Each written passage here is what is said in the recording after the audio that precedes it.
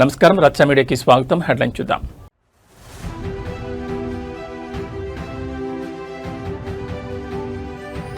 జనవరి 1 నుంచి ఏపీలో సంజీవని ప్రాజెక్ట్ అధికారులకు సీఎం చంద్రబాబు స్పష్టమైన ఆదేశాలు.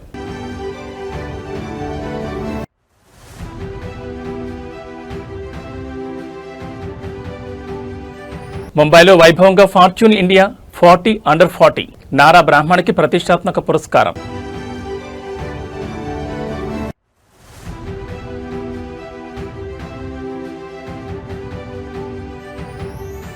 మేరాలం చెరువులో ఐలాండ్లు వాటర్ స్పోర్ట్స్ పర్యాటక హబ్గా తీర్చిదిద్దాలని సీఎం ఆదేశాలు.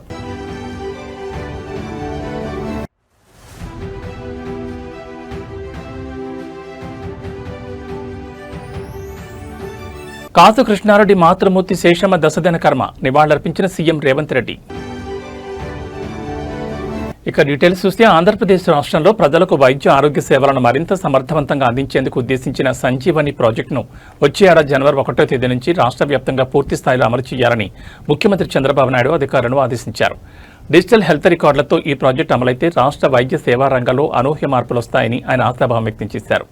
వైద్య సేవలు అందించడంలో ఆంధ్రప్రదేశ్ రాష్ట్రాన్ని ఇతర రాష్ట్రాల ఆదర్శంగా తీసుకునేలా సంజీవని ప్రాజెక్టును విజయవంతం చేయాలని సీఎం చంద్రబాబు సూచించారు. ఈ ప్రాజెక్టులో అధికారిక భాగస్వామిగా ఉన్న టాటా ఎండీ సంస్థ వైద్య ఆరోగ్య రంగంలో సరికొత్త సాంకేతిక ఆవిష్కరణలకు కృషి చేయాలని నిర్దేశించారు. రోగుల హెల్త్ ప్రొఫైల్ను డిజిటలైజ్ చేయడం ద్వారా ఎక్కడి నుంచైనా త్వరితగతిన వైద్యం పొందే వీలు కలుగుతుందని తెలిపారు. ఈ సంజీవని కార్యక్రమాన్ని రాష్ట్ర వ్యాప్తంగా విస్తరించేందుకు పక్కాగా 90 రోజుల కార్యాచరణ ప్రణాళిక సిద్ధం చేసినట్లు సమీక్షలో అధికారులు సీఎంకు వివరించారు. బేస్లైన్ అధ్యయనం, డిజిటల్ మౌలిక వస్తువుల కల్పన, సిబ్బందికి శిక్షణ మరియు సర్టిఫికేషన్తో పాటు జాతీయ రాష్ట్ర పోర్టల్స్తో డేటా ఇంటిగ్రేషన్ చేయనున్నట్లు వెల్లడించారు. ఇందులో భాగంగా అన్ని జిల్లాల్లోని వైద్య సిబ్బందికి పూర్తి స్థాయిలో శిక్షణ ఇవ్వనున్నట్లు తెలిపారు. ఈ సమీక్షా సమావేశంలో వైద్య ఆరోగ్య శాఖ మంత్రి సత్యకుమార్ యాదవ్, శాఖ కార్యదర్శి వీరపాండియన్, సంయుక్త కార్యదర్శి రోణంకి గోపాలకృష్ణ మరియు టాటా ఎండీ ప్రతినిధులు పాల్గొన్నారు. భారతదేశంలో అత్యంత ప్రతిభావంతులైన యువ నాయకులు, చేంజ్ మేకర్లు, బిజినెస్ మైండ్స్ కోసం ముంబైలో ఫార్చ్యూన్ ఇండియా 40 అండర్ 40 అవార్డుల ప్రదానోత్సవం ఘనంగా జరిగింది. ఈ కార్యక్రమానికి కేంద్ర ఫుడ్ ప్రాసెసింగ్ శాఖ మంత్రి చిరాగ్ పాస్వాన్ మరియు ఆంధ్రప్రదేశ్ విద్య, ఐటీ, ఎలక్ట్రానిక్స్ శాఖల మంత్రి నారా లోకేష్ ముఖ్య అతిథులుగా హాజరై విజేతలకు అవార్డులు అందజేశారు. దేశంలో డైరీ వాల్యూ యాడెడ్ ఉత్పత్తుల విభాగంలో విశేష పురోగతి సాధించినందుకు గాను హెరిటేజ్ ఎగ్జిక్యూటివ్ డైరెక్టర్ నారా బ్రాహ్మణ్కి ఫార్చ్యూన్ ఇండియా అవార్డు వరించింది. ఈ ప్రతిష్టాత్మక అవార్డును కేంద్ర మంత్రి చిరాగ్ పాస్వాన్ చేతుల మీదుగా ఆమె అందుకున్నారు. హెరిటేజ్ సంస్థను సరికొత్త ఎత్తులకు తీసుకెళ్లడంలో ఆమె చూపిన ప్రతిభకు ఈ గుర్తింపు లభించింది. ఈ సందర్భంగా నిర్వహించిన ఇంటరాక్టివ్ సెషన్లో మంత్రి నారా లోకేష్ పాల్గొన్నారు. ఆర్పీఎస్జీ group vice chairman Shashwat Goyang అడిగిన ప్రశ్నలకు సమాధానమిస్తూ దేశంలోని మిగతా రాష్ట్రాలకు భిన్నంగా ఆంధ్రప్రదేశ్ వేగంగా పెట్టుబడులను ఆకర్షించడానికి గల ప్రధాన కారణాలు వివరించారు. స్పీడ్, సర్వీస్, స్టెబిలిటీ తమ పాలన మరియు పెట్టుబడుల ఆకర్షణ విజయ రహస్యమని లోకేష్ స్పష్టం చేశారు. So may it be business, it could be politics. I believe all of us are merely custodians of the institutions that we govern or we manage or we run. So that is the approach that we bring to even politics. So as a minister, my approach is that I'm merely here. I'm a custodian of the entire education department, and how can I leave an institution that I've inherited better when I demerit the office. So that has been our approach. So I've done that in business, and that was the first time I had a conversation with you. And now in my different avatar, that's the simple approach that we've taken. I believe that all of us here and even politicians should be sort of institution builders. హైదరాబాద్లోని మేరాలం చెరువు వద్ద జరుగుతున్న భారీ అభివృద్ధి పనులను ముఖ్యమంత్రి రేవంత్ రెడ్డి స్వయంగా క్షేత్రస్థాయిలో పరిశీలించారు. నిర్మిస్తున్న సస్పెన్షన్ బ్రిడ్జ్ పనులను చూడడానికి ప్రత్యేకంగా ఏర్పాటు చేసిన భారీ క్రేన్ పైకెక్కి పరిశీలించడం స్థానికంగా తీవ్ర ఆసక్తిని రేకెత్తించింది. అనంతరం అధికారులతో ఫోటో ప్రదర్శన ద్వారా ప్రాజెక్టు పురోగతిని సమీక్షించారు. మేరాలం చెరువుపై నిర్మిస్తున్న సస్పెన్షన్ బ్రిడ్జ్ పనులను నిర్ణీత గడువులోగా పూర్తి చేయాలని అధికారులను సీఎం రేవంత్ రెడ్డి ఆదేశించారు. చెరువులోకి ఎట్టి పరిస్థితుల్లోనూ మురుగునీరు చేరకుండా తగిన మురుగునీటి శుద్ధి చర్యలు చేపట్టాలని స్పష్టం చేశారు. అలాగే వర్షాకాలంలో చెరువు నుంచి మూసీ నదికి వరద నీరు వేగంగా వెళ్లేలా నాలాలను తక్షణమే విస్తరించాలని దిశానిర్దేశం చేశారు. ఈ ప్రాంతం శంషాబాద్ అంతర్జాతీయ విమానాశ్రయానికి సమీపంలో ఉన్నందున అంతర్జాతీయ పర్యాటకులను ఆకట్టుకునేలా ఏర్పాట్లుండాలని సూచించారు. మేరాలం చెరువులో వాటర్ స్పోర్ట్స్ కోసం ప్రత్యేక డిజైన్లు రూపొందించాలని, చెరువులో ఉన్న ఐలాండ్లను పర్యాటక కేంద్రాలుగా అభివృద్ధి చేయాలని అధికారులకు కీలక ఆదేశాలు జారీ చేశారు.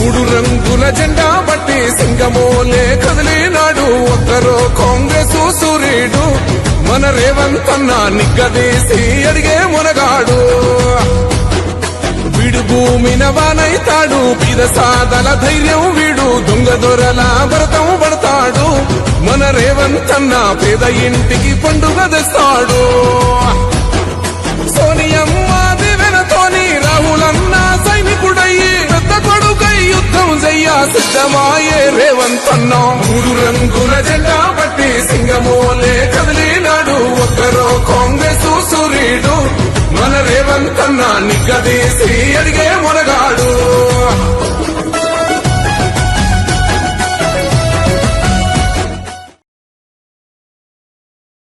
సీనియర్ నాయకుడు మాజీ మంత్రి కాసు కృష్ణారెడ్డి మాతృమూర్తి కాసు శేషమ్మ గారి దశదిన కర్మ కార్యక్రమంలో తెలంగాణ ముఖ్యమంత్రి రేవంత్ రెడ్డి పాల్గొన్నారు. శేషమ్మ గారి చిత్రపటానికి పూలమాలలు వేసి పుష్పాంజలి ఘటించిన సీఎం ఆమె ఆత్మకు శాంతి చేకూరాలని ఆకాంక్షించారు. శేషమ్మ గారి చిత్రపటానికి నివాళులర్పించిన అనంతరం మాజీ మంత్రి కాసు కృష్ణారెడ్డిని మరియు వారి కుటుంబ సభ్యులను ముఖ్యమంత్రి రేవంత్ రెడ్డి పరామర్శించారు. వారి కుటుంబానికి తమ సానుభూతిని తెలియజేస్తూ ధైర్యం చెప్పారు. ఈ కార్యక్రమంలో పలువురు ప్రజాప్రతినిధులు సీనియర్ నాయకులు పాల్గొని నివాళులర్పించారు. ముఖ్యమంత్రి రేవంత్ రెడ్డి వెంట నల్గొండ ఎంపీ చామల కిరణ్ కుమార్ రెడ్డి, ఎమ్మెల్యేలు కుందూరు జేవీర్ రెడ్డి, వేముల వీరేశం, కేతనావత్ నాగరాజుతో పాటు పలువురు ఇతర ప్రజాప్రతినిధులు, ముఖ్య నేతలు పాల్గొని కాసు శేషమ్మ గారికి నివాళులర్పించారు.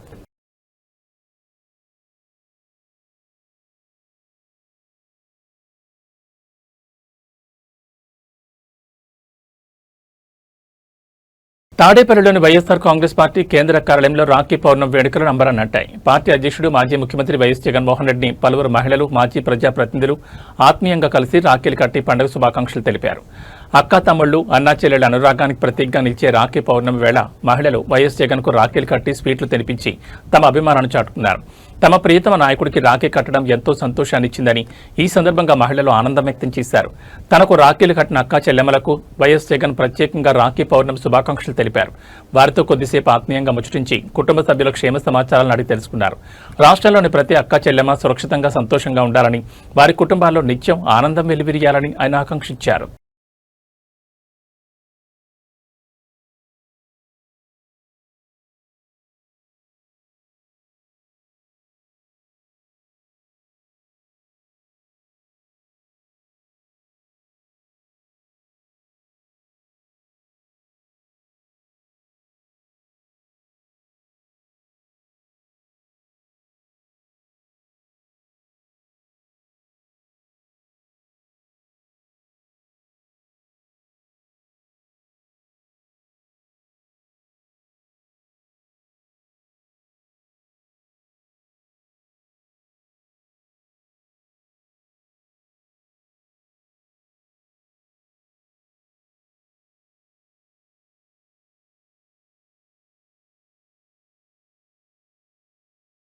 తెలంగాణ శాసనసభ ఎథిక్స్ కమిటీ తీరుపై మాజీ మంత్రి బీఆర్ఎస్ ఎమ్మెల్యే వేముల ప్రశాంత్ రెడ్డి తీవ్రస్థాయిలో ధ్వజమెత్తారు.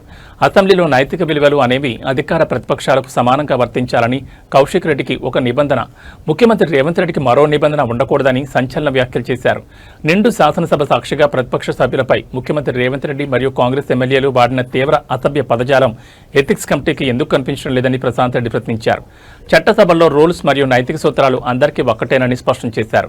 ఎథిక్స్ కమిటీ ముందుగా సీఎం రేవంత్ రెడ్డిని విచారణకు పిలవాలని డిమాండ్ చేశారు. ఎమ్మెల్యే కౌశిక్ రెడ్డి విషయంలో ఒక రకంగా, కాంగ్రెస్ నాయకుల విషయంలో మరో రకంగా ప్రవర్తించడం ఎథిక్స్ కమిటీ పక్షపాత వైఖరికి నిదర్శనమని వేముల మండిపడ్డారు. కాంగ్రెస్ ప్రభుత్వం కక్ష సాధింపు చర్యలు మాని నిబంధనలను అందరికీ సమానంగా అమలు చేయాలని హితవు పలికారు. నేను అడుగుతా ఉన్నా ఈ ప్రభుత్వాన్ని, ప్రతిపక్ష సభ్యులు మాట్లాడితేనే ఎథిక్స్ కమిటీలు గుర్తుకొస్తాయా? సభలో అధికార పార్టీ సభ్యులు, మంత్రులు, చివరికి స్వయంగా ముఖ్యమంత్రి, మరి వారి వాక్యాల మీద, వారి ప్రవర్తన మీద ఈ ఎథిక్స్ కమిటీ ఎందుకు చర్యలు తీసుకోవట్లేదు అని చెప్పి నేను అడుగుతా ఉన్నా. మంచి ఉదాహరణ దానం నాగేందర్ గారు నిండు శాసనసభలో ఏమన్నారో ఒకసారి చూడండి. బయట కూడా తిరగని కొడుకా మేములని ఏమనుకుంటున్నారా మీరు? తోలు తీస్తా కొడుక, ఒక్కొక్కది తోలు తీస్తా ఒక్కొక్కది చెప్తున్నా, బయట కూడా తిరగని అని చెప్తున్నా నేను. దానం నాగేందర్ గారు ఒక రౌడీలా బీఆర్ఎస్ సభ్యులను బెదిరిస్తే మరి అది ఏంది? కాంగ్రెస్ ఎథిక్స్? అది ఈ భాష ఏ ఎథిక్స్ కిందకి వస్తాయి? నేను ముఖ్యమంత్రి రేవంత్ రెడ్డిని అడుగుతా ఉన్నా, ఇది కనిపిస్తలేదా? ఒక్కడు కాదు, ఇంకా ఏమన్నారో చూడండి. సామేల్ గారు ఏమన్నారో చూడండి. కత్తుల కోలాడతాం బిడ్డ, కబర్తారు ఏమనుకుంటున్నావు? మా పరికత్తులు లేసానుకో నీ గడికి ఏమైనా కడతామని చెప్తున్నాను. కత్తులు కోలాటమాడతాయి, మా 10 కత్తులు లేచినాయనుకో అని మాట్లాడితే ఎథిక్స్ కమిటీ నిద్రపోయిందా అని చెప్పి అడుగుతున్నా నేను. ఎథిక్స్ కమిటీ నోరు మూగపోయిందా అని అడుగుతున్నా నేను. కత్తులతో పొడి చంపేస్తాము, కత్తులతో తల నరికేస్తాము అని నిండు శాసనసభ్యులనే మాట్లాడుతుంటే, అది కూడా ఎవరినో కాదు, ఇంకా సభ్యుల్నే, అక్కడున్న సభ్యుల్నే. ఇంకా చూడండి, శంకర్ గారు, పొంగులేటి గారు ఏదో మాట్లాడుతుంటే శంకర్ గారు వెనకాల నుండి ఏమంటున్నాడు చూడండి. అగో రౌండ్ చేసి చూడండి, అగో అది కనిపించలేదా ఎథిక్స్ కమిటీ వాళ్ళకి? కళ్ళు ఎడబెట్టుకున్నారు ఎథిక్స్ కమిటీ వాళ్ళు. ఇంకా చూడండి, గౌరవనీయులు మంత్రి గారు పొన్నం ప్రభాకర్ గారు, అగో ఏంటండి పొన్నం ప్రభాకర్ గారు, అగో అగో అదేం సైగనండి, అదేందండి, అదేం ప్రవర్తన అండి? గౌరవనీయులు వేముల వీరేశం గారు, నాకు మిత్రుడే ఆయన మాట్లాడుతూ నన్ను గెలుకొద్దు, నాతో గెలికించుకోవద్దు అన్న మాట మాట్లాడిండు. ఇదేం భాష అండి? మరి ఇది ఎథిక్స్ కమిటీకి కనిపిస్తలేదా? స్వయంగా ముఖ్యమంత్రి గారే మొత్తం తెలంగాణ సమాజం చూసింది. ఆయన వాడిన భాష, ఆయన బాడీ లాంగ్వేజ్. ముఖ్యమంత్రి అంటే ఒక హుందాగా వ్యవహరించాల్సినటువంటి వ్యక్తి ఒక వీధి రౌడీల అసెంబ్లీలో ప్రవర్తన చేసిన సంగతి తెలంగాణ సమాజం మర్చిపోదు. ముఖ్యమంత్రి గారు స్వయంగా ఏమన్నారో చూడండి. మా దగ్గర కూడా కండలు తిరిగిన వాళ్ళు ఉన్నారు అధ్యక్ష. తిరిగేసి ఆన్నే బోర్లేసి కొట్టనికి ఒక్కటేసారి తిరిగేసి కొట్టనికి ఉన్నారు అధ్యక్ష. ముఖ్యమంత్రి మాట్లాడొచ్చు, తిరిగేసి బోర్లేసి పండబెట్టి కొడతా అని మాట్లాడొచ్చు. ఏ రాజ్యాంగం నేర్పిన ఎథిక్స్ ఇది ముఖ్యమంత్రి గారికి? కనిపించవు, ఏ ఎథిక్స్ కమిటీ కనిపించవు. ఇంకా ఏమన్నాడు చూడండి. आपको क्या होने वाले कैसे होने वाले पता नहीं है. जो बड़वे को यहाँ भेज दिए, बड़वे को कौन संभालना? ऐसे बड़वे को क्यों इधर लेगा के छोड़ दिए? समझाओ उन लोगों को, सिखाओ कुछ उन लोगों को. यहाँ के बोलने के लिए क्यों उन लोगों को एमएलए चुना है? సహచర శాసనసభ్యుని బడివే. పాపం ఉర్దూ మంచిగా అర్థమవుతుంది కదా అక్బరుద్దీన్ గారికి. తల పట్టుకుంటున్నాడు, చూస్తున్నారు మీరు ఆడ. ముఖ్యమంత్రి గారు భాష చూసి అక్బరుద్దీన్ గారు పాపం సీనియర్ సభ్యుడు ఆయన, ఇదేం కర్మరా బాబు అని తల పట్టుకుంటున్నాడు ఆయన. ఏం కనిపించలేదా అండి ఎథిక్స్ కమిటీ సభ్యులకి, ఎథిక్స్ కమిటీకి? ఇంకా ఏమన్నాడు చూడు. ముసుగేసుకొని వస్తే ముసుగు ఊడవికి బట్టలు గుడ్డలు ఊడదీసి కొడతా అని చెప్తున్నా నేను. ముఖ్యమంత్రిగా అసెంబ్లీలో ఒక మహిళా జర్నలిస్ట్ అని పట్టుకొని ఎవరినన్నా తప్పే గుడ్డలు ఊడదీసి కొడతా అని ముఖ్యమంత్రి గారు అనొచ్చా? ఇది ఎక్కడ మరి ఎథిక్స్? ఇంకా చూడండి, మా సీనియర్ శాసనసభ్యులు గారి గురించి ఇక్కడ ఉండి చెప్పి ఇక్కడ ముంచే అక్కడికి తేలిండ్రు. ఆ అక్కల మాటలు విన్నాడు అనుకో జూబ్లీ బస్ స్టాండ్ లో కూర్చోవాల్సి వస్తుంది అధ్యక్ష. సబితమ్మ గారిని ఉద్దేశించి ఆ మాటలు, ఆమె నమ్మితే జూబ్లీ బస్ స్టేషన్ లో అడుక్క తినాల్సి వస్తుందని చూపిస్తున్నాడు ఇట్లా ఒక ముఖ్యమంత్రి. నేను డిమాండ్ చేస్తా ఉన్నా, ఈ ముఖ్యమంత్రినే ముందు ఎథిక్స్ కమిటీ ముందుకు పిలవాలి. ఫస్ట్ పిలవాల్సింది ఆయన్నే. ఇప్పుడు నైతిక విలువలంటే అందరికి ఒక రకంగానే వర్తించాలి. కౌశిక్ రెడ్డికి ఒక తిరిగా, ముఖ్యమంత్రికి ఒక తిరిగా, దానం నాగేందర్కి ఒక తిరిగా, సామేల్ గారికి ఒక తిరిగా, ఇట్లా ఎవరికి వాళ్ళతో విడివిడిగా కాదు కదా. కౌశిక్ రెడ్డికి ఏ నిబంధనలు, ఏ రూల్స్ వర్తిస్తాయో వాళ్ళకు కూడా అదే రూల్స్ వర్తించాలి. అప్పుడే దాన్ని ఎథిక్స్ కమిటీ అంటారు. లేకపోతే అది పొలిటికల్ కమిటీ అవుతుంది తప్ప ఎథిక్స్ కమిటీ కాదు అది.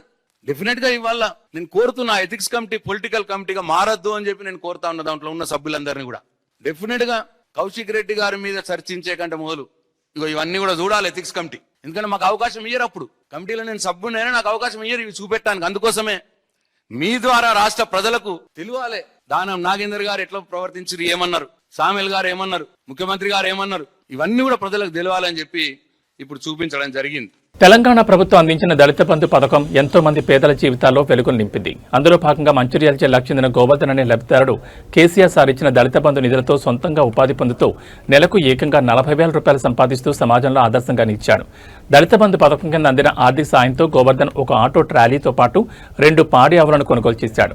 ఒకవైపు ఆటో ట్రాలీ ద్వారా స్థానికంగా రవాణా వ్యాపారం చేస్తూ మరోవైపు ఆవుల ద్వారా వచ్చే పాల విక్రయాల నుంచి నిత్యం ఆదాయం పొందుతున్నాడు. ఎలాంటి అప్పులు లేకుండా సొంత కాళ్లపై నిలబడి కుటుంబానికి ఆసరాగా మారాడు. ఒకప్పుడు కూలి పనులపై ఆధారపడిన తనకు దళిత బంధు కొత్త జీవితాన్ని ప్రసాదించిందని గోవర్ధన్ ఆనందం వ్యక్తం చేస్తున్నాడు. ఎలాంటి గ్యారంటీ లేకుండా తమ అభివృద్ధి కోసం ఈ పథకాన్ని తీసుకొచ్చిన మాజీ సీఎం కేసీఆర్ కి ఆయన ప్రత్యేక కృతజ్ఞతలు తెలిపారు. జీవన్ రెడ్డి సారు, మాజీ మంత్రి గారు, దివాకర్ రావు గారు, సుమన్ సార్, ప్రశాంత్ రెడ్డి సార్ మాజీ మంత్రి, మా పేరు భీమమ్మ, వాళ్ళ మన్మడు ఇప్పుడు మన గోవర్ధన్ బ్రహ్మాండంగా ట్రాలీ నడుపుతున్నారు, ఆటో ట్రాలీ. నెలకు 30-40 వేలు సంపాదిస్తున్నాడు. ఇక మీ కొడుకు అన్న ఏం చెప్తుండే తెలుసా తను? నాకు చెప్పాను నువ్వే. నాకు అంతకుముందు ఒక గుంట భూమి లేదు, బండి వచ్చిన సంది నేను బతుకుతున్నా. నా 2 కొడుకులు, అమ్మ బండి విండే ఆధారం. నాకు ఇక్కడ ఒక గుంట నిల్లు భూమి లేదు, సార్ బండి వచ్చిన సంది బతుకుతాను. మాజీ మంత్రి BRS MLA Thanneer Harish Rao house arrest సందర్భంగా ఆసక్తికర సన్నివేశం చోటు చేసుకుంది. తనను ముందస్తుగా అదుపులోకి తీసుకునేందుకు వచ్చిన పోలీసులతో మాట్లాడిన హరీష్ రావు వారి సంక్షేమ బకాయిలపై ఆరా తీసి పోలీసులతో పాటు అక్కడ ఉన్న వారిని ఒక్కసారిగా ఆశ్చర్యపరిచారు. తన నివాసానికి వచ్చిన పోలీసు అధికారులను ఉద్దేశించి మాట్లాడిన హరీష్ రావు మీకు సరెండర్ లీవ్ డబ్బులు, డిఏ బిల్లులు సరిగ్గా వస్తున్నాయని ప్రశ్నించారు.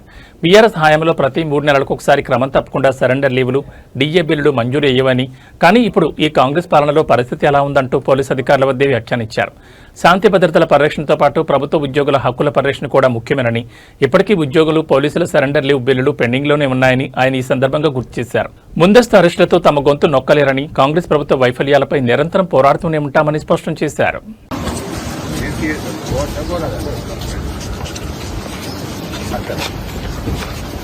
ఏం బాబు బాగున్నారా? ఎందుకంటే ఇంత మంచిగానా? సరెండర్ లీవ్లు ఎన్ని పెండింగ్ ఉన్నాయి సైబరాబాద్లో? 4-5 సరెండర్ లీవ్లు ఎన్ని పెండింగ్ ఉన్నాయి? బిడ్డ టీఎల్ ఎన్ని పెండింగ్ ఉన్నాయి? సరెండర్ స్కోర్ ఉన్నాయి. పిల్లల ఫీజు కట్టుకుంటారు కదా. సరెండర్ లీవ్ వస్తే క్వార్టర్లీ 3 నెలల కూడా వస్తుంది. పిల్లల ఫీజు కట్టుకుంటారు కదా బిడ్డ. మరి ఎట్లా ఫీజు ఎట్లా కట్టుకుంటారు? రేవంత్ రెడ్డి వచ్చిన ఇంకా సరెండర్ లీవ్లు బంద్ కాలే. నేను బీఆర్ఎస్ ఉన్నప్పుడు, కేసీఆర్ సాబ్ ఉన్నప్పుడు, నేను ఉన్నప్పుడు సరెండర్ లీవ్లు ఎప్పుడు వేసినా 3 నెలలకు 4 నెలలకు వేసినా. ఇప్పుడు అన్ని సరెండర్ లీవ్లు బంద్ అయిపోయినాయి, టీఎల్ బంద్ అయిపోయినాయి. వస్తున్నాయి అని. చైనా, నేపాల్ సరిహద్దు ప్రాంతంలో సంభవించిన భారీ వరదలు తీవ్ర బీభత్సం సృష్టించాయి. ఈ ఊహించని ప్రకృతి విపత్తులో 500 మందికి పైగా భారతీయులు గల్లంతైనట్టు తెలుస్తోంది. కైలాస మానస్ సరోవర్ యాత్రకు వెళ్లిన యాత్రికులతో పాటు వందలాది మంది పర్యాటకులు వరద ఉధృతిలో చిక్కుకుపోవడంతో తీవ్ర ఆందోళన నెలకొంది. నేపాల్లోని రసువాగడి సరిహద్దు వద్ద ఉన్న ఇమిగ్రేషన్ కార్యాలయాన్ని ఒక్కసారిగా ఉప్పెన్ లాంటి వరద ముంచెత్తింది. అక్కడ పర్యటనకు వెళ్లిన 105 మంది భారతీయ పర్యాటకులు వరద ప్రవాహంలో గల్లంతైనట్లు సమాచారం. దీనికి సంబంధించిన విజయ తాండవ దృశ్యాలు అక్కడ సీసీటీవీ కెమెరాలో రికార్డయ్యాయి. భయంకరంగా విరుచుకుపడిన నీటి ఉధృతికి కార్యాలయం పరిసరాలు తీవ్రంగా దెబ్బతిన్నాయి. మరోవైపు పవిత్ర కైలాస మానస్ సరోవర్ యాత్రకు వెళ్లిన దాదాపు 400 మంది యాత్రికులు కూడా కాంటాక్ట్లోకి రాకుండా గల్లంతయ్యారు. వీరంతా భారతీయులేనని అధికారులు అనుమానిస్తున్నారు. చిక్కుకుపోయిన వారిని రక్షించేందుకు నేపాల్ అధికారులు, సహాయక బృందాలు ఘటనా స్థలంలో ముమ్మర గాలింపు చర్యలు చేపట్టాయి. నిమిషానికి పరిస్థితి ఉత్కంఠంగా మారుతోంది.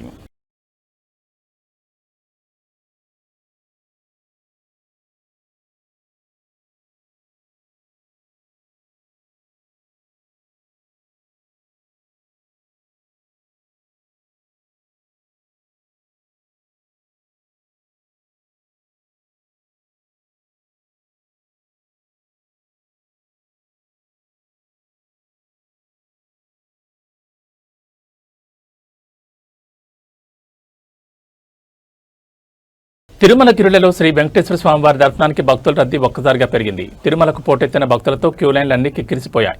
సర్వదర్శనం టోకెన్లు లేని సాధారణ భక్తులకు శ్రీవారి దర్శనం లభించడానికి దాదాపు 24 గంటల సమయం పడుతోంది. వైకుంఠం క్యూ కాంప్లెక్స్లోని అన్ని కంపార్ట్మెంట్లు నిండిపోవడంతో వెలుపల ఉన్న క్యూ లైన్ శిలాతోరణం వరకు సుదీర్ఘంగా వేచి ఉంది. క్యూ లైన్లలో గంటల తరబడి వేచి ఉన్న భక్తులకు టీటీడీ అధికారులు నిరంతరాయంగా అన్నప్రసాదాలు, పాలు, త్రాగునీరు అందిస్తూ ఇబ్బందులు కలగకుండా తగిన చర్యలు తీసుకుంటున్నారు. నిన్న ఒక్కరోజే ఏడుకొండలవాడిని 77,568 మంది భక్తులు దర్శించుకోగా 35,033 మంది భక్తులు స్వామివారికి తలనీలాలు సమర్పించి మొక్కులు చెల్లించుకున్నారు. శ్రీవారి హుండీ ఆదాయం ఏకంగా 4.19 కోట్లు లభించినట్లు టీటీడీ అధికారులు వెల్లడించారు. అలాగే భక్తుల కోసం నిన్న ఒక్కరోజే 4.15 లక్షల లడ్డూలను విక్రయించారు.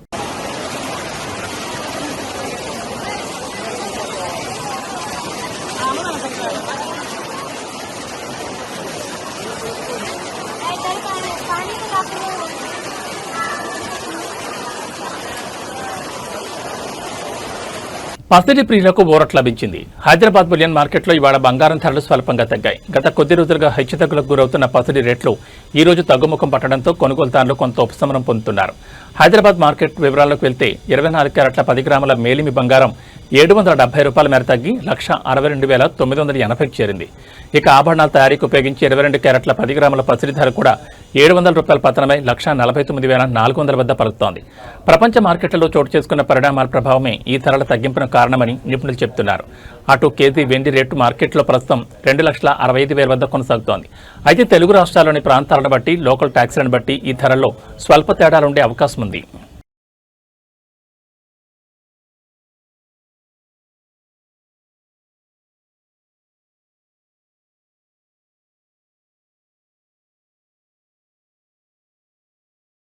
తెలంగాణ రాష్ట్రంలో ఉదయం 8:30 గంటల వరకు పలు జిల్లాల్లో పిడుగులతో కూడిన వర్షాలు కురిసే అవకాశం ఉందని హైదరాబాద్ వాతావరణ కేంద్రం తెలిపింది. వర్షాల తీవ్రత దృష్ట్యా వాతావరణ శాఖ పలు జిల్లాలకు ముందస్తుగా ఎల్లో అలర్ట్ జారీ చేసింది. హైదరాబాద్తో పాటు రంగారెడ్డి, మేడ్చల్, మల్కాజ్గిరి, వికారాబాద్, సంగారెడ్డి, మెదక్, కామారెడ్డి, మహబూబ్ నగర్, వనపర్తి, నారాయణపేట, జోగులాంబ, గద్వాల జిల్లాలో ఉరుములు, మెరుపులతో కూడిన వర్షాలు పడే అవకాశం ఉంది. పిడుగులు పడే ముప్పు ఉన్నందున ప్రజలు బహిరంగ ప్రదేశాల్లో చెట్ల కింద ఉండొద్దని అధికారులు స్పష్టం చేశారు. మరోవైపు భూపాలపల్లి, ములుగు, భద్రాద్రి కొత్తగూడెం, వరంగల్, హనుమకొండ, సిద్దిపేట జిల్లాలతో పాటు ఉమ్మడి ఆదిలాబాద్ మరియు ఉమ్మడి కరీంనగర్ పరిధిలోని జిల్లాలకు వర్ష సూచనలున్నాయి. నిమిషాల వ్యవధిలోనే వాతావరణం మారి వర్షం కురిసే అవకాశం ఉన్నందున వాహనదారులు, రైతులు తగిన జాగ్రత్తలు తీసుకోవాలని సూచించారు.